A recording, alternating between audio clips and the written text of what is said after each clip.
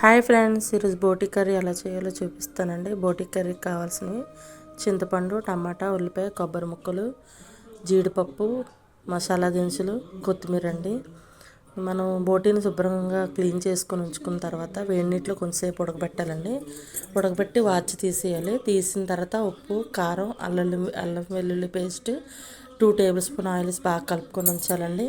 Stove వెలిగించి కళాయి పెట్టాలండి. పెట్టి ఉల్లిపాయ, టమాటా, పచ్చిమిరపకాయలు అన్నీ వేసి బాగా ఫ్రై చేయాలండి. మన నాన్ వెజ్ ఏ ఐటెంకైనా ఆయిల్ వేసి కలుపుకోవాలండి. కలుపుకోవడం వల్ల బాగుంటుందండి. ఫ్రై చేసుకున్నప్పుడు దీంట్లో టమాటా ప్యూరీ కొంచెం 2 టమాటాలు ప్యూరీ చేసుకొని మనం వేసుకొని బాగా ఫ్రై చేయాలండి. దాంట్లోనే పచ్చివాసన పోయే వరకు బాగా ఫ్రై చేయాలండి. బాగా ఫ్రై అయిన తర్వాత అప్పుడు మనం బోటీ వేసుకోవాలండి. ఆయిల్ మొత్తం చుట్టూ వచ్చేయాలండి, అంతవరకు ఫ్రై చేయాలి. బోటీ వేసి బోటీ కూడా బాగా ఫ్రై చేయాలండి. ఓ 10 నిమిషాలు అలా సిమ్లో పెడుతూ మధ్య మధ్యలో అలా కలుపుతూ ఉండాలండి. కలిపిన తర్వాత కుక్కర్ పెట్టుకోవాలండి బోటీ ఎప్పుడూ. ఎందుకంటే బోటీ చాలాసేపు ఉడకబెట్టుకోవాలి, లేదంటే గట్టిగా ఉంటుంది ముక్క.